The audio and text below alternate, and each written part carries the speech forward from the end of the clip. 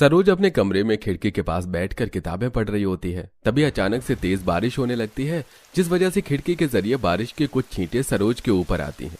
साथ ही तेज बारिश होने की वजह से बारिश की आवाज सुनकर सरोज किताब बंद करके गुस्से में खड़ी होती है और खिड़की बंद करते हुए खुद से कहती है, इस बारिश ने तो मेरा सारा मूड ही खराब कर दिया, इसे भी अभी होनी थी। सरोज खिड़की बंद करके बाहर जाती है, जहां वो देखती है कि उसका पूरा परिवार बालकनी पर बैठकर चाय पकौड़े खाते हुए बारिश के मजे ले रहे हैं। आ गई मेरी बच्ची, देख बाहर कितनी अच्छी बारिश हो रही है। तू भी हमारे साथ बालकनी पर बैठकर चाय पकौड़े खा ले और बारिश के मजे ले ले। बारिश का मौसम सभी मौसमों से सबसे अच्छा होता है। पता नहीं आप लोगों को कैसे बारिश पसंद है। मुझे तो बारिश और बारिश की आवाज से भी परेशानी होती है। मुझे नहीं खाना आप लोगों के साथ चाय पकौड़े इस बारिश में। ओहो, आज तुम्हें बारिश पसंद नहीं है, बारिश से इरिटेशन होती है। पर देखना आने वाले समय में तुम्हें बारिश कितनी पसंद आएगी। भाभी, मुझे अपनी पूरी जिंदगी में बारिश कभी पसंद नहीं आने वाली। बारिश में देखा कितने सारे कीड़े, उमस और चिपचिपी गर्मी होती है। ऊपर से जगह जगह रोड पर पानी भर जाता है। इस कीचड़ और गीले मौसम में मेरा बाहर कदम रखने का दिल नहीं करता। मुंह बनाकर सरोज फिर से अपने कमरे में चली जाती है। इसी तरह कुछ दिन बीत जाते हैं और एक दिन जब सरोज कॉलेज में होती है तो कॉलेज की छुट्टी होते ही तेज बारिश होने लगती है। अब सभी बच्चे बारिश में भीगते हुए मजे से घर जाते हैं, तो वहीं कॉलेज के बाहर भरा पानी और बच्चों को देखकर बारिश में जाता हुआ सरोज अपनी दोस्त से कहती है, बाहर बारिश का कितना गंदा पानी जमा हो चुका है और उसमें भी कैसे ये सारे लोग भीग रहे हैं और गीले कपड़ों में घर जाने को तैयार हैं। तू कभी बारिश को एंजॉय नहीं करती, इसीलिए तुझे बारिश से इतनी चिढ़ है। पर आज मैं तुझे बारिश में एंजॉय करवाऊंगी, फिर देखना तुझे ये गंदा पानी नहीं बल्कि बारिश की बूंदें नजर आएंगी और बारिश होते ही तू भी मोरनी की तरह इस बारिश में नाचना शुरू कर देगी। सीमा काफी जिद करती है, पर सरोज बारिश में भीगने को तैयार नहीं होती और बारिश रुकने के बाद जब उसका ड्राइवर आता है तो वो अपने ड्राइवर के साथ घर जाती है। इसी तरह कुछ दिन बीत जाते हैं और एक दिन सीमा अपने कुछ दोस्तों के साथ एक रेस्टोरेंट में जाती है, जहां वो बाहर छाते के नीचे टेबल कुर्सी पर बैठकर खाना एंजॉय कर रही होती है। मौसम तो एकदम से बदल गया है, किसी भी वक्त बारिश हो सकती है। अगर बारिश होगी तो मजा आ जाएगा। यार प्लीज मेरे सामने बारिश का नाम मत लिया करो। बारिश का नाम सुनते ही मुझे वही चिपचिपी गर्मी, रोड पर जमा गंदा पानी, कीड़े नजर आते हैं। इसीलिए जब मैं यहाँ से चली जाऊं तभी बारिश शुरू हो। सरोज इतना बोल ही रही होती है कि तभी अचानक से बारिश शुरू हो जाती है। जहां सरोज के सभी दोस्त बारिश में भीगने लगते हैं तो वहीं सरोज रेस्टोरेंट के अंदर जाती है। पर इस बार सीमा भी पूरा मन बना लेती है कि वो सरोज को गीला करके रहेगी और इसीलिए वो जबरदस्ती उसका हाथ पकड़कर उसे बाहर खींच कर लाती है और बारिश में गीला करती है।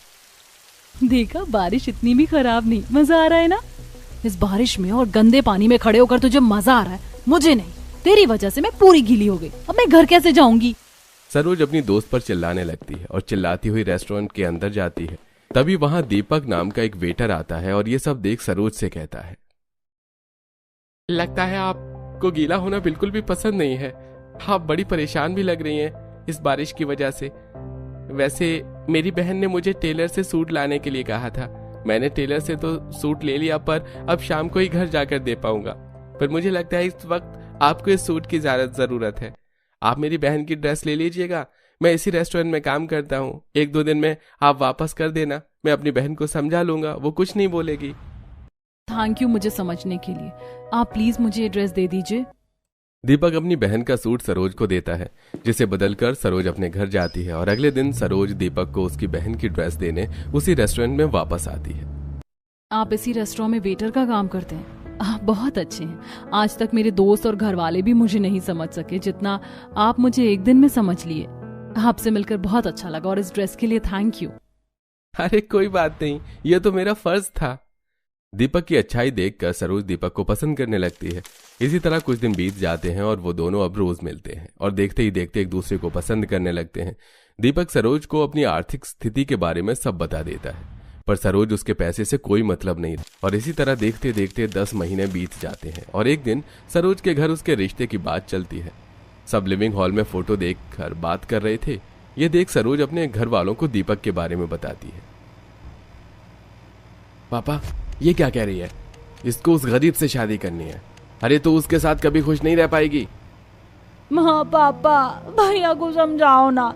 दीपक भले ही गरीब है पर वो बहुत अच्छा है, वो मेरा बहुत ख्याल रखता है। आपको पता है वो बहुत अच्छे से समझता है मुझे कि मुझे बारिश से कितनी नफरत है।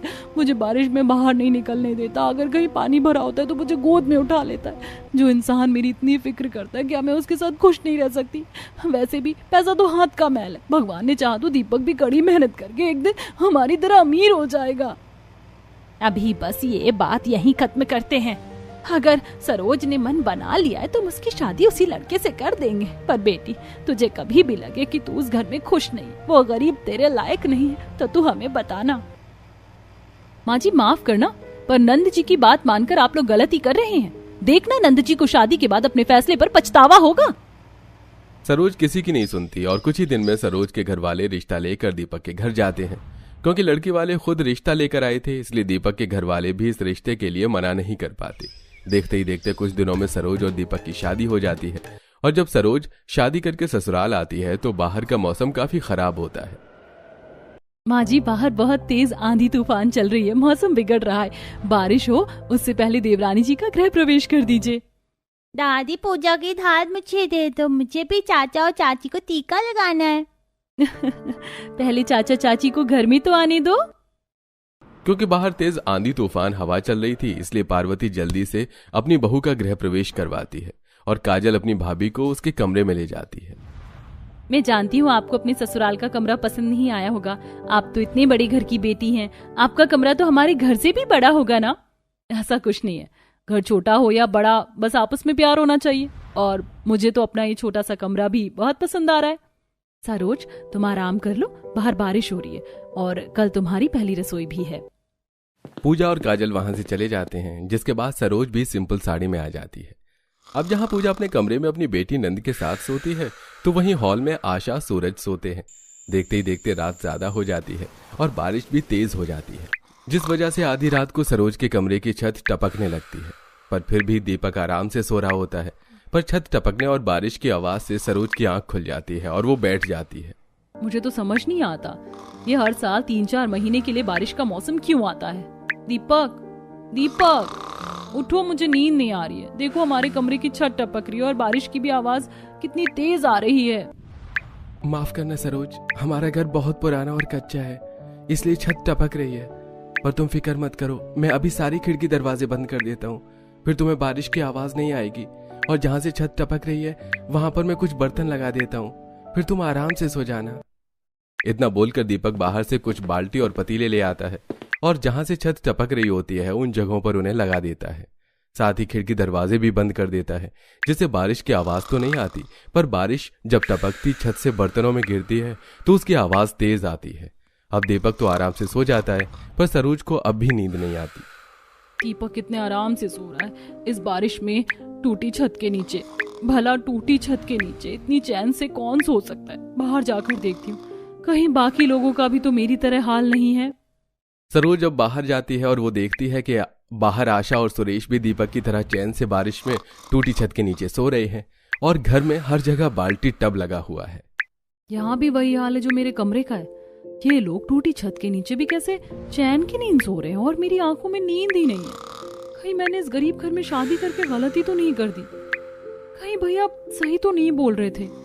अब मैं क्या करूं? सरोज सोचते सोचते वहीं दीवार के सहारे बैठ जाती है और कब उसकी आंख लग जाती है उसे पता भी नहीं चलता। सुबह जब पार्वती, सुरेश और पूरा परिवार उठता है तो वो सब देखते हैं कि सरोज नीचे जमीन पर सो रही है।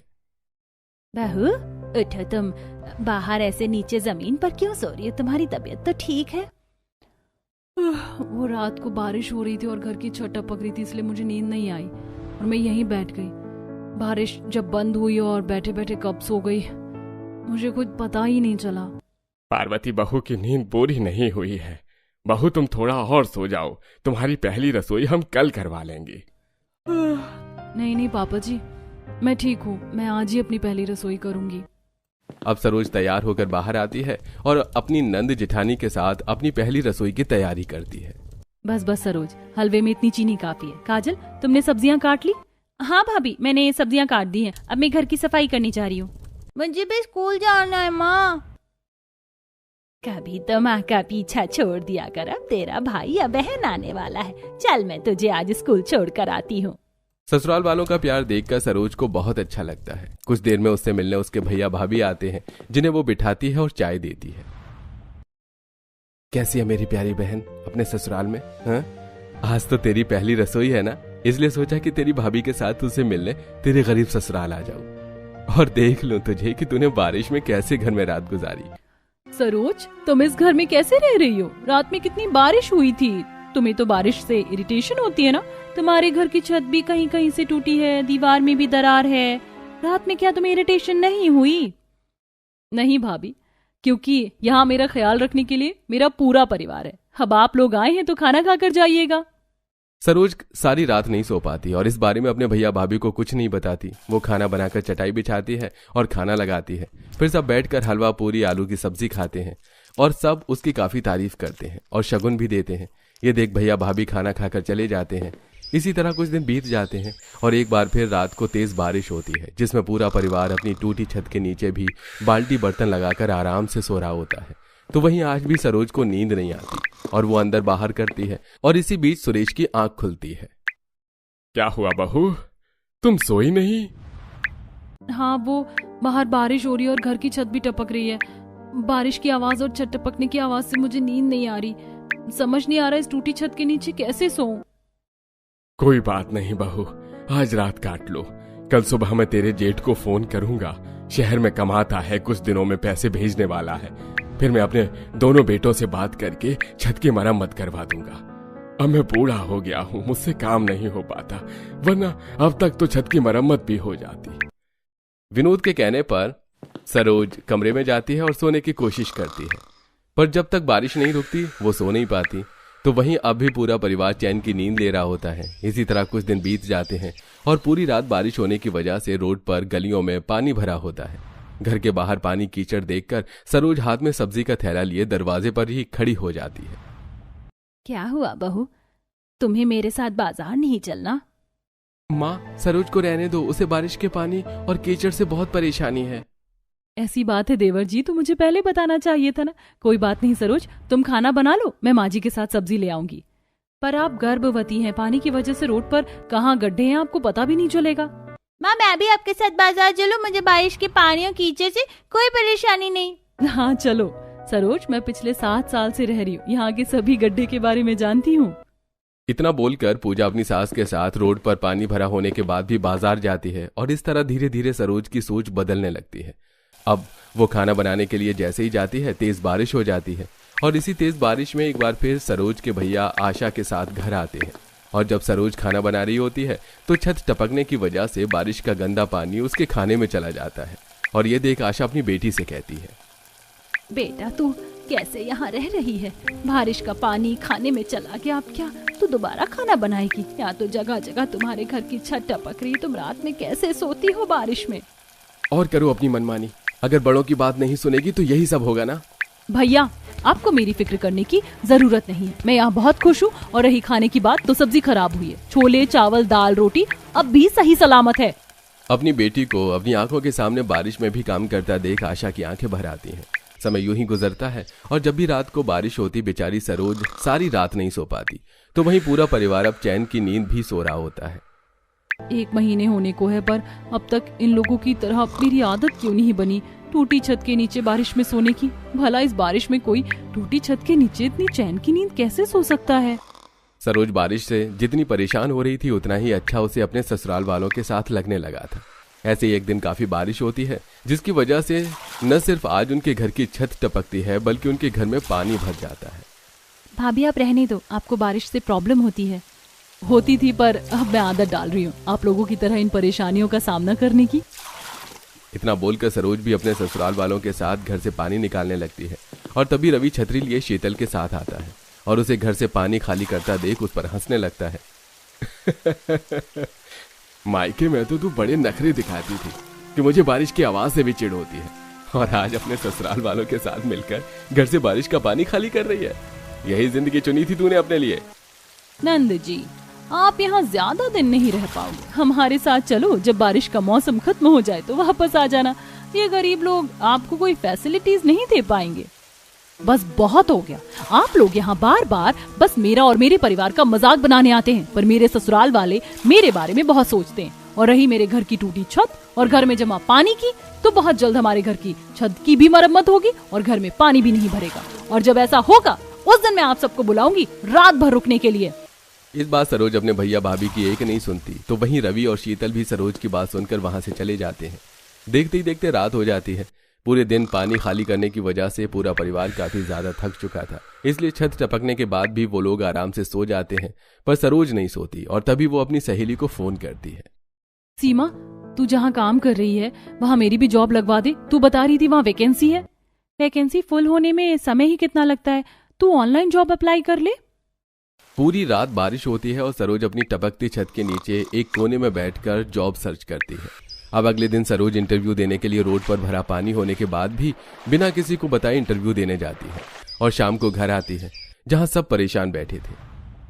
सरोज, तुम सबको बिना बताए कहाँ चली गई थी? हाँ बहू, तुझे पता है हम कितने परेशान हो गए थे। मैं इंटरव्यू देने के लिए गई थी और आप सबके लिए खुशखबरी है, मेरी जॉब लग गई है। अब मैं अपनी पहली सैलरी से घर की मरम्मत करवाऊंगी। नहीं बहू, तुझे अपनी पहली सैलरी से छत की मरम्मत करवाने की जरूरत नहीं है, क्योंकि शहर से तेरे जेठ ने पैसा भेजा है और कुछ पैसे मैंने भी अपनी पेंशन के रखे थे और दीपक भी कुछ पैसे दे रहा है। इतने पैसे हो गए कि छत की मरम्मत करवा सके। सुरेश अपने दोनों बेटों के पैसे और अपनी पेंशन के पैसे मिलाकर छत की मरम्मत करवाता है।